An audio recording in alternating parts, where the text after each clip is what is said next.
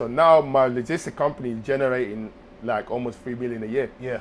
And this is all started with me, one man in a van, with a vision, networking, and just saying yes to, I can do this, I can do that. So I just dropped my app, www.ChisoLifts.com. Online personal training. You got custom meal plans, custom training plans. With the training plans, you got the video showing you how to do all your exercises.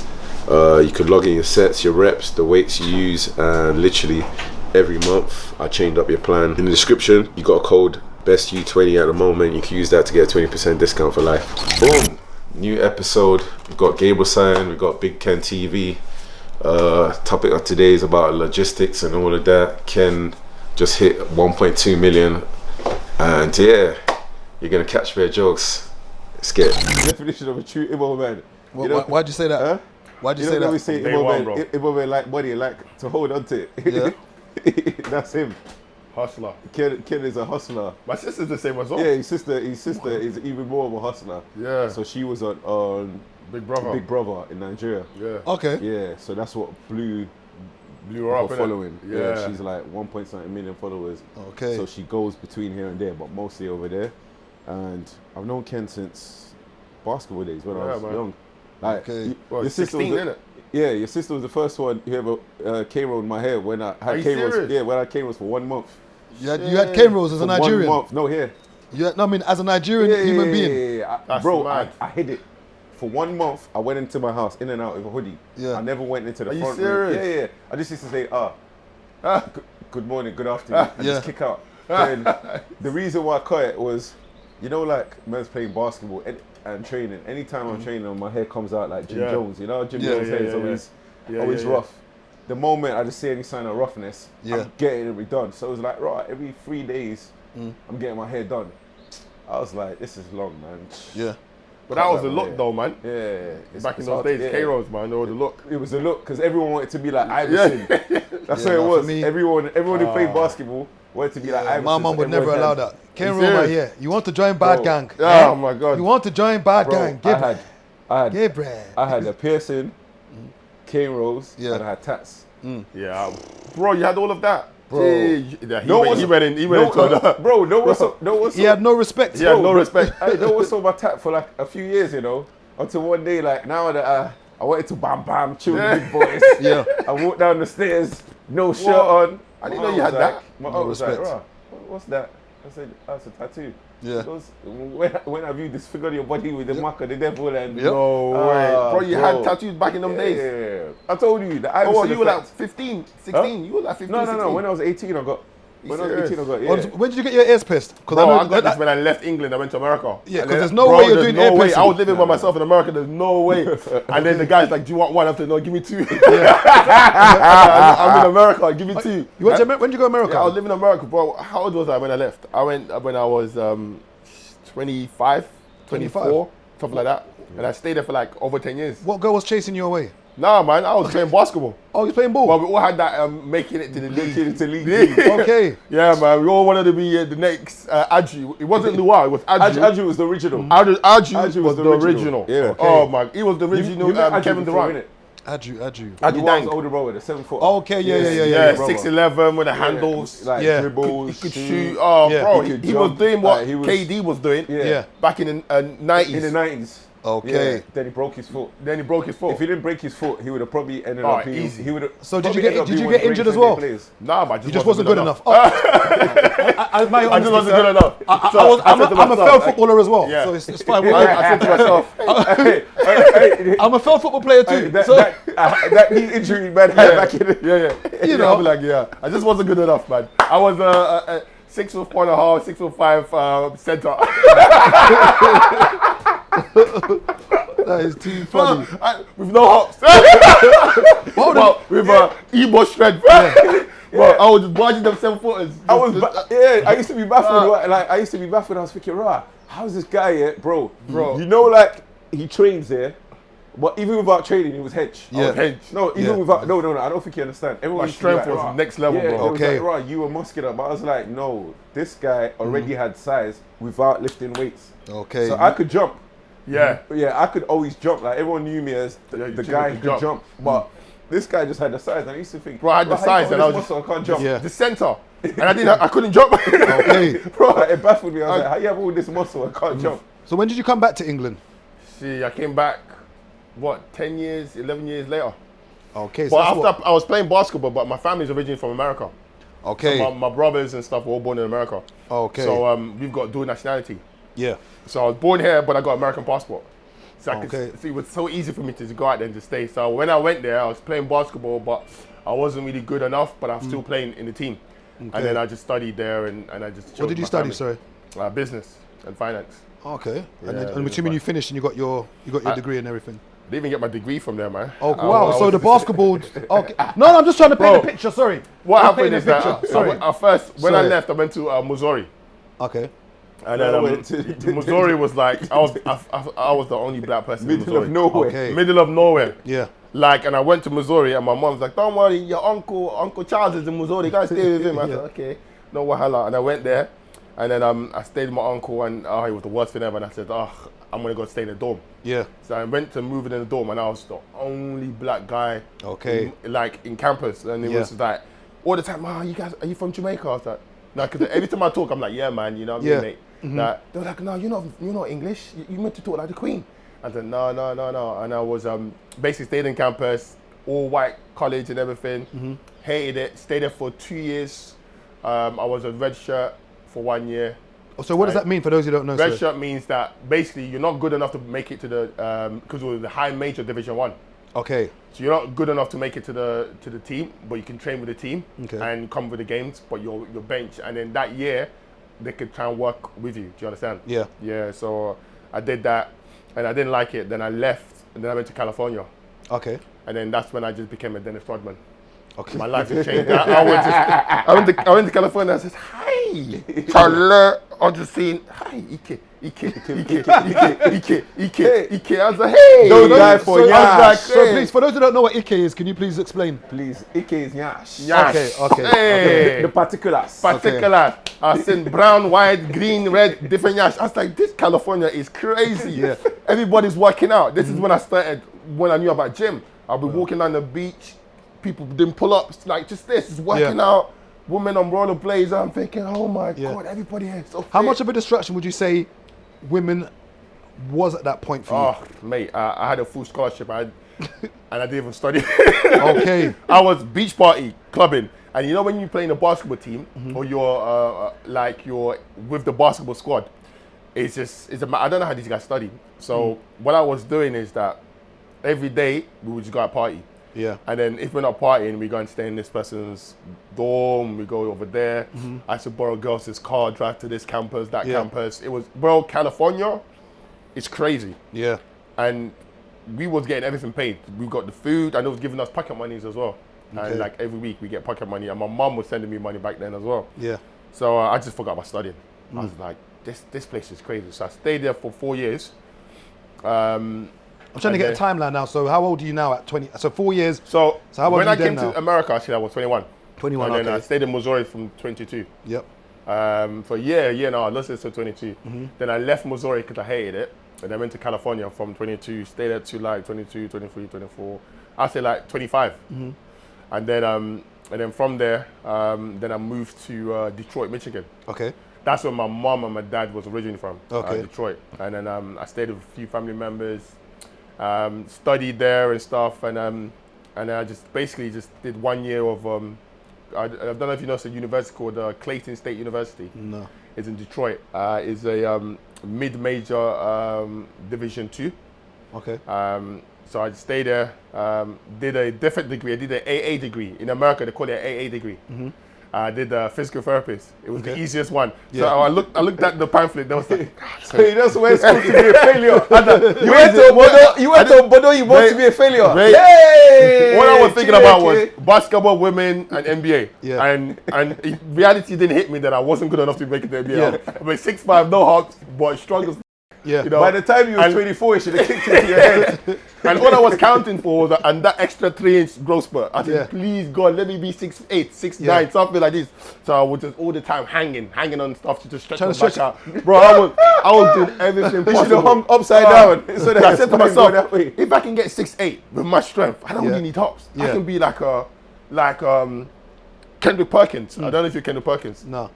You know Kendrick Yeah, Perkins? yeah, Yeah, you know, like one of those big, strong Bully post boys. players. Like Zach Randolph. Yeah, You know, yeah, he's bully like boys. 6'7", Yeah. 6'8", They're just but strong, they're but they're not strong. really They don't, athletic. yeah. Yeah. And then my mid-range was good, you know, but I couldn't shoot a free. My handles was good enough to get past people, but not bring the ball Yeah. up as a point guard. So I was just praying every day for that 3 or 4 inch. But it didn't happen. After I got my AA degree in physical therapy, I didn't know what to do. I was just chilling. Then I moved from Detroit. I finished uni. I moved from Detroit and I went to Atlanta. Okay. I went to downtown Atlanta, Buckhead. So I stayed with one of my uncles. He's a multimillionaire. So this is how I started learning about. So in California, I started. I learned about physical attraction, gym. Okay, this is how I became like gym awareness and everything. Because everybody in California works out. Yeah. Everybody looks good. And I was staying in Santa Barbara. Okay. Next to San Luis Obispo. So it's not too far from Hollywood. It's like a really rich area. So then I went to Atlanta, and one of my uncles in Atlanta, he's a multi-millionaire. Yeah. He's what the 10th richest person in Atlanta. So I went there and I saw he owned a daycare called a Prime Care. Okay. One of the biggest daycare in Atlanta, and he had like so many branches. All the celebrities takes the kids there and everything. So I was there for a few years, learning about the business with him, and you know, he didn't have any sons. He had 4 daughters. Okay. So to me, I was like his son. Yeah. So he was teaching me the game, business and that, and obviously I grew up with a single parent, you know, just a mom, no dad, and so I learned the business kind of side, you know, from him. He was telling me about liabilities, passive income, investment, businesses. Saving this, multiply, do this and that. After I got my degree from California, I didn't know what to do. Yeah. I was probably gonna just, I don't know, stay in America or come back to England, or I didn't know what I was gonna do. But then my mom said, "Oh, go see your uncle in Atlanta, and your cousins." So I went there as a holiday. Then I ended up staying there for a few years, and then I learned all the business stuff. And he was like trying to groom me to take over the business, not take over, but to like be involved in the business. And then I went there and stuff, and I learned like everything about the business. And then I kind of missed London, England. And then obviously I came back and I was like, oh my God. The first thing I said, this place is tiny. Yeah. The houses were so, when you go to America, you don't know the difference is humongous. It's like the houses in England just feel like I was in the land of the Hobbit. Yeah. You know, and I was walking around, I was like, everything's so small. And I came back and I was just depressed. I was like, oh man, what am I gonna do here? And then I just remembered about the business side. I said, I'm going to start a business. So the first thing I did is that I started doing like factory jobs. Because you need money to start something. So I didn't know what to do.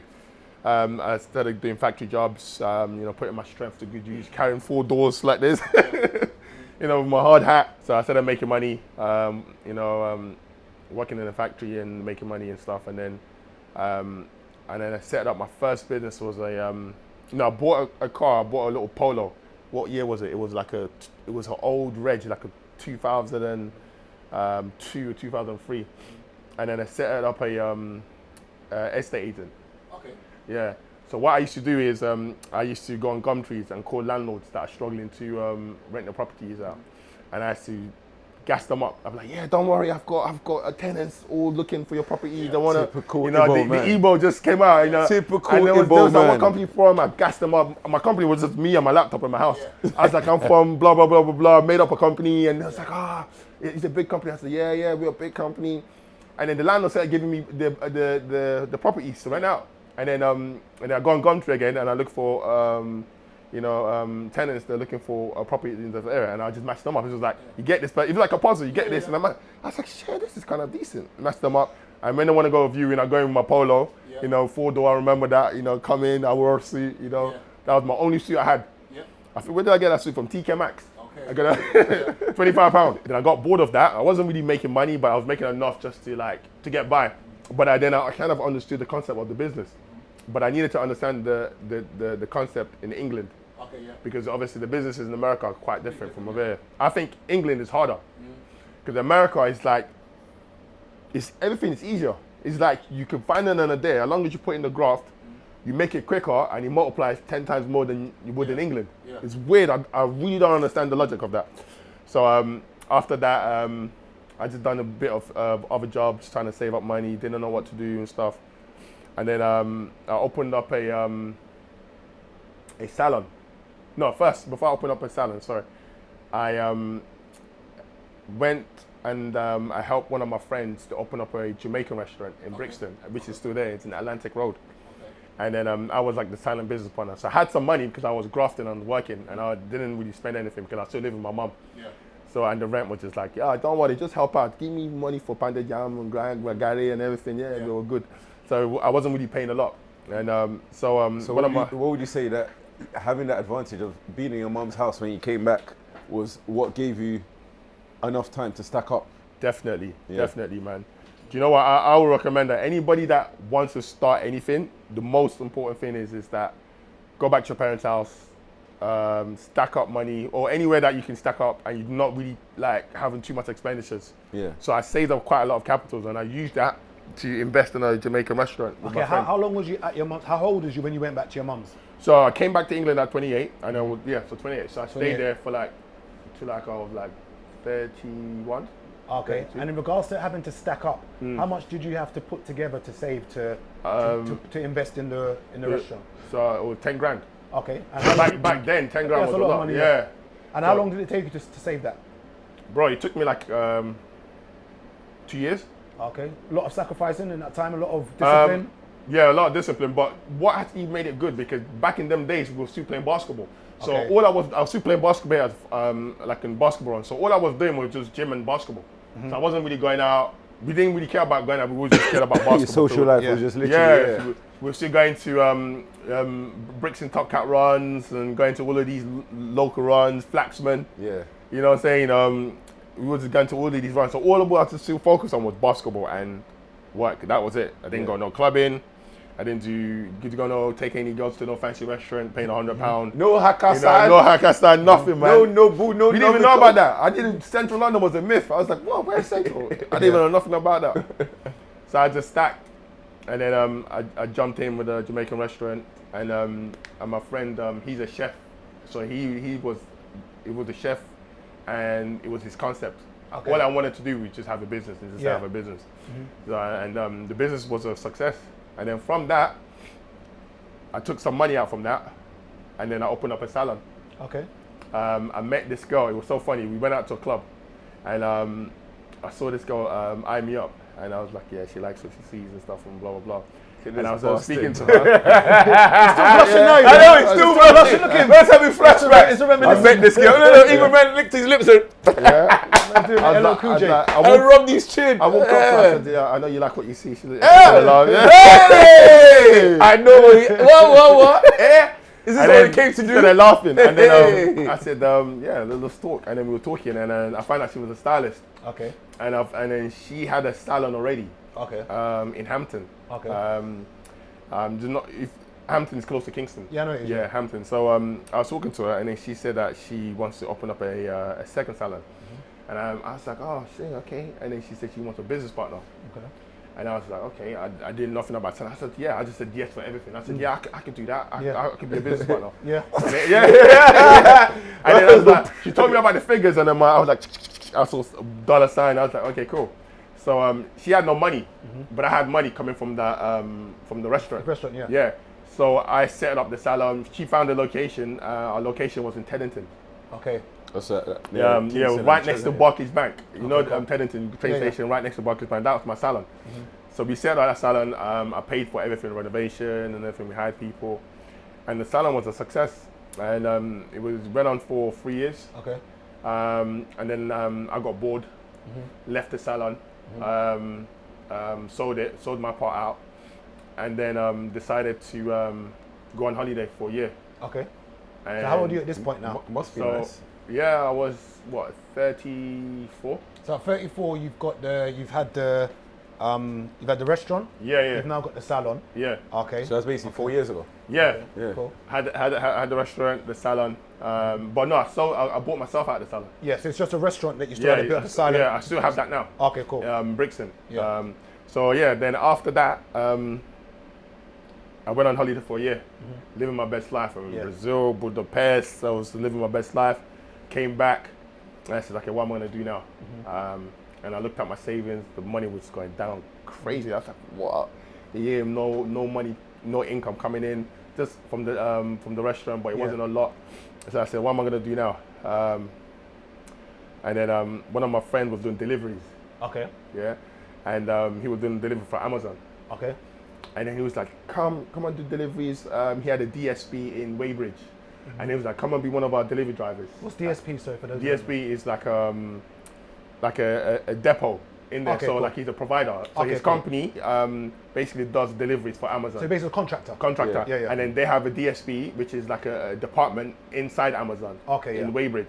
So all the drivers come, they get their parcels and everything. So I was like, okay, cool. They got me a van, and I was driving, doing that and stuff. And I was like, oh, this job is dead. But the money was good. I was like, wow, these guys are making this kind of money. And I was like, okay. And then I started learning about logistics. And I learned everything we do in this world is all logistics. Yep. Logistics is the A to the Z of everything. Everything we do is logistics. And I started learning about logistics. I said, okay. And then I got fired because I wasn't making my deliveries on time, because you have a timer. Yeah. And I don't know how people make these. I've done it before. I've done It's deliveries. so crazy. Sometimes with DPD they give you like a minute, and I was just too slow. So it was just so much complaint. He was chatting to girls. That's what he was doing. Let's be honest. He was talking to women. I was moving up. I'll drive and see something like See, jump Toto out. was great to kill you. Bro, it's so when you're on the road, you see the most of the most. But anyway, so after that, I was like, oh man, okay, what am I gonna do? So the little money I had, I remember was £800. I bought a van. Okay. So basically, so let me just rewind back. So you've obviously, you've made some money from the salon, made some money from the hairdressers. Yeah. You've then gone to do Jaye on holiday for a whole year. For a whole so year. obviously you've realised now that you spunked your money. So it's not starting at square one again, but it's almost like, damn, I've enjoyed my life. I need to get back on track. So now you've said you've got £800 now. Yeah. Okay. So I had £800. So what was happening with the restaurant money? Bro, holiday, living my best life. No, but I'm saying, like when you've come back and I probably had maximum £3,000 in my account. Yeah. Maximum. Yeah. So From what? from all the money left over from Roughly from what? From when you started okay, your so when holiday? I sold the salon, I sold myself out. I had a large amount that was given to me. Okay. And I had some money coming from the restaurant, but it wasn't like a life-changing money. Yeah. Probably like £600-800 every month after everything's paid and stuff. Yeah. So I had that. So when I went on holiday, I was living my best life, mate. I was just traveling and I was staying in top-notch hotels and women, lunch, restaurants, everything. Yeah. And then I came back, I was like, whoa, and I remember I bought a rollie, I did all of this stuff, I came back, no money. I was like, what am I gonna do then? But you had a rollie though! No money but a rollie though. They were like, yeah, we can let that slide. So I was like, yeah. And then my boy's like, come on, get some money, work for me. And then get some money and then do the delivery job. I done it for like 3 or 4 months, got fired. But then I was very interested in logistics. Okay. This is the passion of logistics that came to me. And I was like, I can do this myself. And I understood the concept of see with me about businesses, I can do a business for a few months and I understand how to do that business without anybody telling me so, because I'm very good in observing things and understanding stuff. So I went there and I knew how to do the deliveries. And I said, okay, so it's easy to do this and it's easy to get contracts like these. So this they have to do. Okay, fine. So I went on Google and I said, how do you set up a business? Okay. And then they told me, oh, you can set up your company name, £12.50, from a company, a company called Duport. I don't know if you know Duport. I've used them, I remember that. Then I paid £12.50. They give you all your company registration number, everything, and then they give you a company account and get somebody from Barclays to call you, blah blah blah. And you register. So I did that. I was like, £12.50. There's no brainer. Did that. Registered my company. No website. Didn't have money for the website because the website was going to be expensive. So I bought a van, £800. Beat up van. And then what I was going on Gumtrees, calling companies, going on online. So do you need any delivery guys, blah, blah, blah, man in a van. someone saying yes, someone saying no. Then I went to my local places, flower shops in my area, give them leaflets, and I have a big company. We have 50 drivers. You got to play the game. Email came out. We have 50 drivers. Blah, blah, blah. I was like, oh yeah, very good. We should use your company. I was like, how much is that company charging you to do that delivery? Yeah. And I know that because it's only a one-man thing. I'm gonna be cheaper than anybody. Yeah. And they was like, yeah, they're charging me this. And I was like, wow, we can do that cheaper. How do you guys do that cheaper? Yeah. I was like, don't worry, we can do it cheaper. But they don't know it was just only me. So so I started getting people calling me. So yeah, we've got this job, but Wellington has offered us this for to drop this from here to there. And I said, I can do that for £20. They're like, okay, cool. Boom, boom, boom. When and then when can we send your driver? I was like, I can send my driver in the next 10 minutes. So I got ready and run out. And it was just me. And I done it cheaper. And then I was like, oh, this company is good. And then I started getting companies, contracts, people just said, like, so can you do this? Because we were cheaper. Yeah. And then it got to the stage that it was too much for myself to do. Yes, you didn't. Because I started telling, so I started calling my friends. And then I knew that worked for Amazon when I was in the delivery. And I said, bro, can you also do some side jobs as well? And then they was like, yeah. I said, okay, cool. Okay, when I get some jobs, I'll let just you. Interrupt you. One important thing he's doing there is he's working in a place and he's building connections. And that's one thing. I know it may sound very salty and be a conflict of interest. What you can see right now is that even though he was working in Amazon, there was still something in the back of his head that even though I'm here, I'm going to utilize something. So I know a girl who used to work in an estate agents. Yeah. Okay, she set up one of those companies. You know when you move out and move in? Yeah. What's that thing called? What do they call them? Airbnb. No, you know when you move in and move out. You know when someone comes to check the place. Oh, property. End of tenancy agreement. Yes. So basically, just end of tenancies. Yeah. So basically, she was doing that while working in the estate agents. Yeah. So what she then did now was got all that client information. She then set up her own company whilst working there, but put it in a different name. Yeah. So what happened now is that she then basically said that she's got a friend who's got an end of tenancy thing, and then what she then done is took all the contracts off that people that did it, and she started doing it herself, but registered the company in her friend's name. Yeah. So sorry to interrupt, just to let you kind of see that when you're working somewhere, it is salty in a conflict of interest, but it's the game. Life, it's the game. So sorry. Do you know what? It's so funny what you said. This has been my concept, and this is what my uncle taught me when I was back in when I was in Atlanta. He would taught me exactly what he said, and it's all about networking. Yeah. So what I did is I had like 30 numbers of all of the Amazon drivers, and I knew exactly that they hated the job and they wanted more money and they wanted to do extra jobs.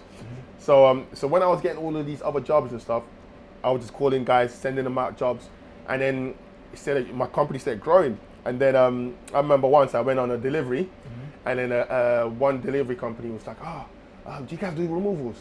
We done. I was like, yeah, we do. I don't know about removals. I was like, yeah, we do. How much do you charge? I was like, I get the office to call you. And that was me. I was like, I get Charlie to call you. And Charlie was really me. And then who's Charlie? I was like, he was in the HR. He works in our office. He does all the bookings. And then I call the customer with a different voice, pretending to be Charlie. And then I Google how much does removal charge, and I resets the removals, what the removal rates.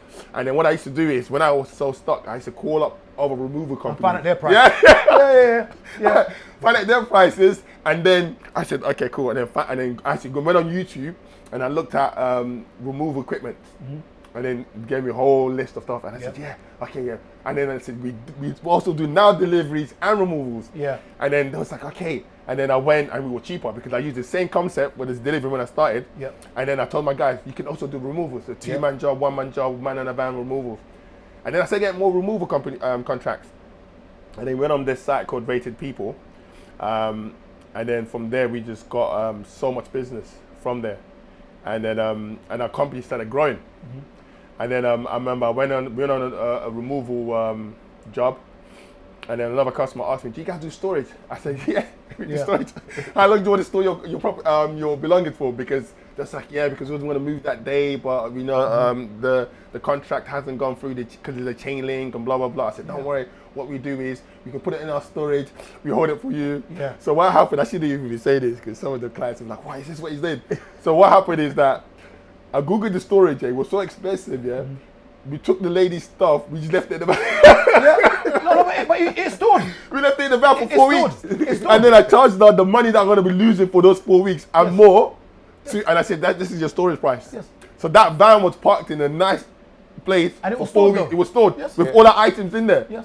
And then But what I love is that you're explaining how simple business is. Yeah. See, just simple research. See, with Google now, everything is there. There's nothing in business that you can't research. You're a criminal. It's not criminal. It's business. It is, yeah. I know. It's business. Fast forward now to the last year of business now. Oh yeah, so wow. So we're in 2020 now. Oh my just gosh. started. 2020, yeah. Do you know what? 2020 we made the most money Okay.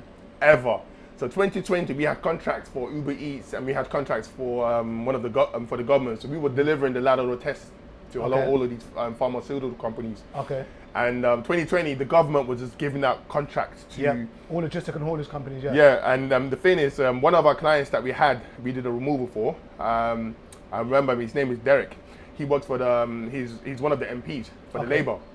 We did he was going for a divorce, so we did his removal in one of his mansions in Bishop Avenue. Do you know Bishop Avenue? No.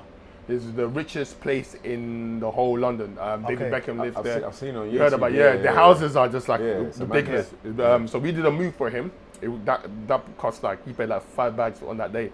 Okay. So we always maintained. So what I did is once we done the move, he liked us, and I maintained that contact with him and that reputation, and gassed him up a bit and stuff. So when COVID happened, he called us. He said, how many vehicles do you guys have? And I said, yeah, we got 150. Lied. Yeah, we got 150. We're all ready. And he said, I've got a big project for you guys to do, delivering this COVID lateral test and all of these stuff to the pharmaceutical companies around London. Can you guys do that? What's your distance? How far can you guys go? I said, we have no distance. Yeah. We can go from here to Nigeria. We can go anywhere. We deliver. Give this driver 3,000 miles already. I'll pay you, man. Yeah. And then it's like, what do you charge? And I said, I'll get the office to call you again. So, so Charlie again. Charlie's a different person. Charlie likes money. Yeah, Charlie likes money. Charlie's my other side. So I'm like, okay.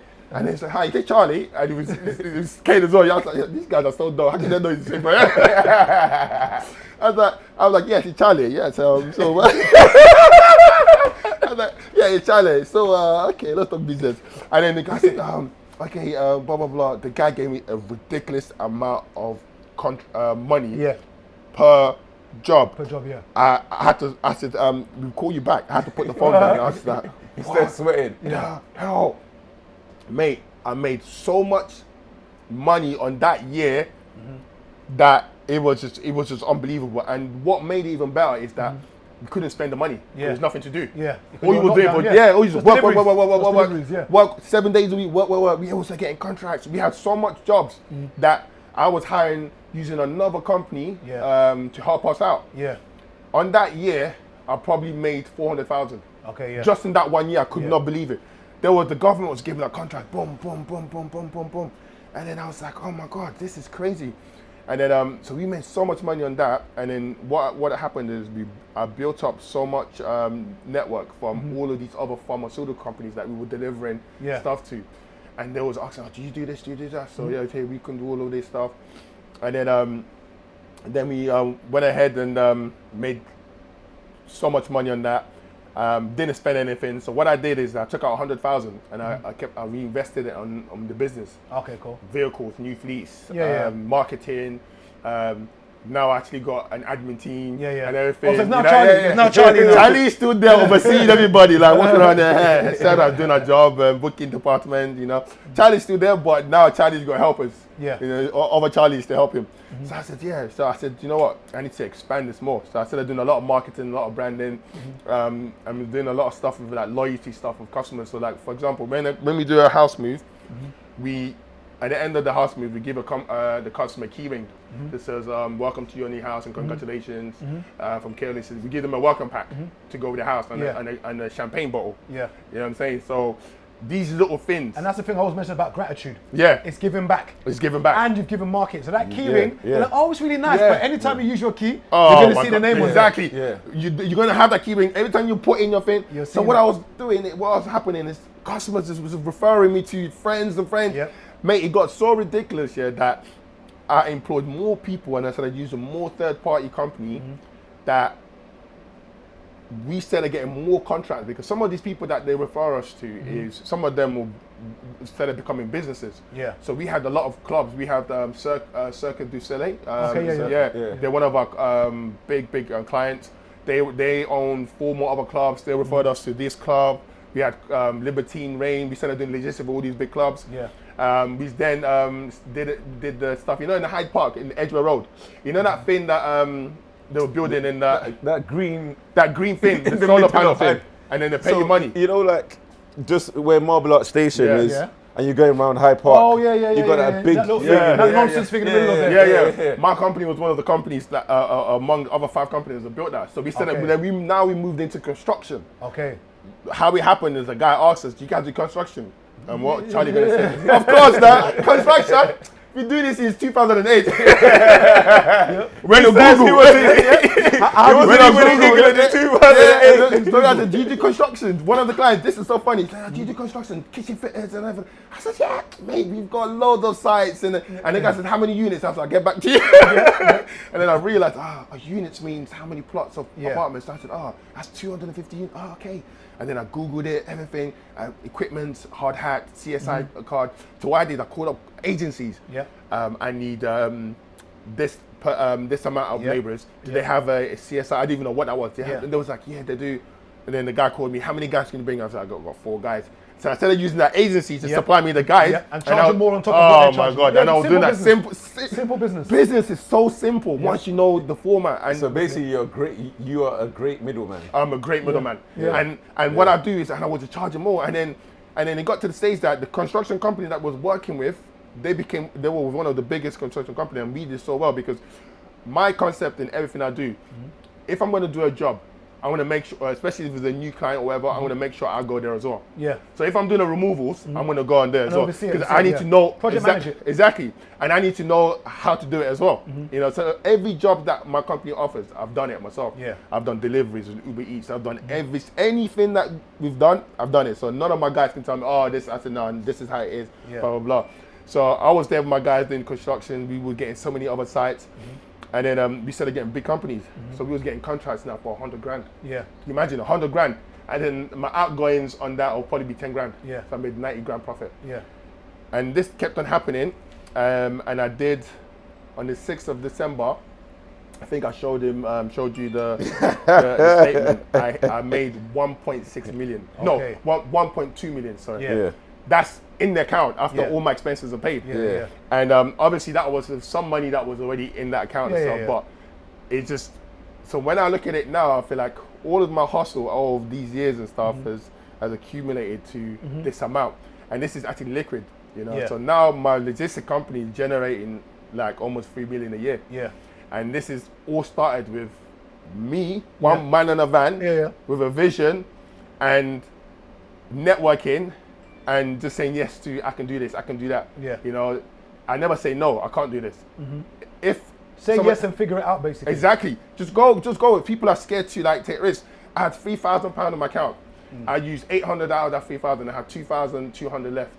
And the van insurance, I was driving the van on the normal insurance. You know, normally you get a van, you get goods in transit. I didn't have that. I was just gassing them up. But I got goods in transit. You're covered for 25 grand if anything goes wrong. Blah blah blah. Yeah. So I took risks, and I was willing to not have money for a very long time to achieve what I wanted to do. But what I understood is I knew the template of business, and the template for me is networking. Just networking and always saying that you can like do anything. Anything you don't understand, Google, internet, YouTube. It's there. It's like people don't understand. Being rich or having money is so easy because we have all the information right now. But they're gonna come for you like Molly May, you know. we all have the same 24 hours as Beyonce. Okay, but you made a statement saying being rich is easy. I say in this day and age that we are now with the internet, I'd say that information is accessible. It's not like where you need to walk to a library now. We're on our phones 24/7. 24/7, which means anything you need to know, like for instance, how to set up a company, it's there. If you needed to get workers for the construction, it's there. It's very simple. Okay, agencies are there. Construction agency, you're charging £17 an hour, no problem. Hi guys, it's going to be £25 per hour for each person. That's a quick, easy £8-9 mix from doing anything. Now, a lot of times people will talk about time. Yeah. Now, I like the fact he mentioned the 24 hours. Now, would you say that we all have the same 24 hours in a day, or do we not? We do. Do you know what is so funny? Yeah, is I disagree with you, but I want to hear why you say we do. I think we do, because regardless of your situations, like if you got kids, family, or whatever, you all have the same 24 hours. Is what you do with that. For example, everybody has a phone. What are you doing with your phone? Some people are there on Instagram looking at big booties. I do that sometimes. If he said he didn't do that, I was going to look at that. I was going to look at him like, before I do that, I do research on things that will make me better. Like in the sense that I'm listening to motivational stuff. I'm always looking at more ideas about businesses. I'm doing stuff, and you got it on your phone. So everybody that says they don't have time, you do, because when you're on your phone, and you're in your phone, and you can do any research as you're going along. The reason why I agree disagree with it. What do you say your average screen time is weekly on your phone? It's high. Yeah. I've got unlimited data, mate. It's high. Yeah. Yeah. But the thing is, I do a lot of research about business. My number one priority, apart from God and family, is my purpose and my goal. I put that before big booties, before anything, before clubbing. I make sure that this is what my purpose is every day. So I have a vision board. I wake up in the morning, I look at my vision board. I said, this is what I need to achieve. This is what I need to do. So every day I have a goal of what I need to do. So in today, I've got 5 things I need to do. I tick them off as I go along. And then the next day, so when you look at for the whole week, you've got everything that you've accomplished. And then when you look for the whole month, you see, wow, I've done all of this, done all of that. I've ticked everything off. I've saved this amount of money. My outgoings, my personal outgoings, apart from my like lavish cards and everything, is probably lower than the normal person that works in Sainsbury's. Mate, I can survive on £250 a month. Okay. A month. Wait, that's excluding your rent for your house. Yeah. So technically it is and it isn't. Because I'll tell you why. So he's balanced out. Okay. He's what used his you've lifestyle. done, so what you've done is this: is that it's like when people say, with money, you've said that you can live on 250. Yeah, easy. I know, but what you're forgetting though is the extra stuff. So for instance, you're not living in a one-bed flat. The extra stuff are free. I know, but you're not living in a one-bed flat. No. You're not driving there's nothing wrong with a Vauxhall Corsa or a Toyota Yaris, whatever it is. You're not driving that. Yeah, so your outgoings are still more. Yeah. What you're saying is that you can still live minimalistic. Exactly, yeah. But I think it's unfair to maybe say you're living on the same money as somebody in Sainsbury's. Maybe you're buying the same food. Maybe your ins and outs might be the same, but when you look at the bigger picture, you're spending more. And to your time, saying we've got the same time, I agree. Yeah. You've mentioned discipline. Yeah. You've never said the word discipline. Yeah. You've mentioned being disciplined. Yeah. Meaning that you have your priorities, you have your vision board, and this always gets done first. Yeah. Okay, which is a priority. Yeah. And I always say that discipline is important because discipline forms habit. Yeah. And habit is everything you are in life. Definitely, your habit is you, and routine. Yeah, Definitely. Like 100%. whatever you do, wherever your life goes, is all down to your habits. Your gym, your food, your work. Yeah. Now, yes, we all have the same 24 hours, but the only thing where I disagree on is that if me and you are both going to Birmingham, okay, there's 2 ways to go. Well, there's more than 2 ways, but let's say we're going to get the train. Yeah. Okay? Yeah. Now, you can get the Virgin, it's called a Avanti train now, which takes you 1 hour and 20 minutes. Yeah. Or you can get the London Midland one, which takes you 2 hours and 30 minutes. Because of all the stops in between. Now, we're both going to Birmingham, but because I'm getting the 1 hour and 20 train, I've now that day been given a bit more allowance and time to do a bit more than the other person.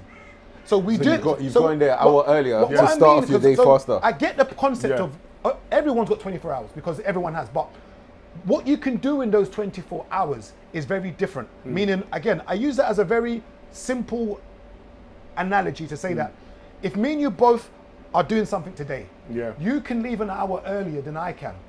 Or an hour later, because you know that you need to get to Euston for 1. Because we need to get at 2:30, but you can get to Euston at 1 and get the 1 o'clock train. I've got to get to Euston for 12, which means whatever we're running around and doing, you've got a whole hour extra.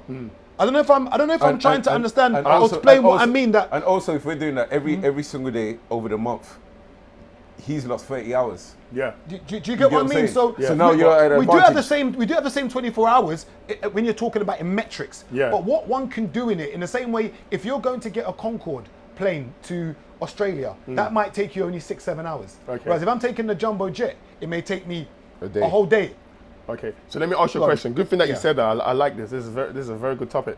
So what's the difference? What's the difference between a poor person and a rich person? I would say now it's a very broad statement. Yeah. But I say generally speaking, I would say money is the first thing. Yeah. That's the first Apart thing. from that, yeah. Okay, but what's the main thing? But I don't always use, when we talk poor, I don't always use money to describe poor. Yeah. Because, and I say this might sound arrogant, no matter what situation I get in, Yeah. because of my brain, Mindset. I'm never poor. Yeah.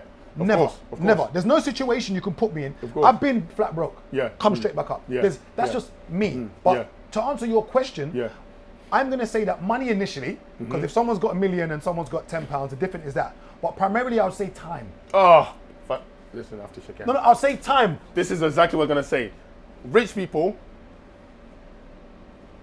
value time, and they pay other people to do stuff that Gives they'll them their buy them time. Yes. Poor people, not poor people, but people that are working and working class people, working people, they get paid for their time. They trade in their time for money. For money.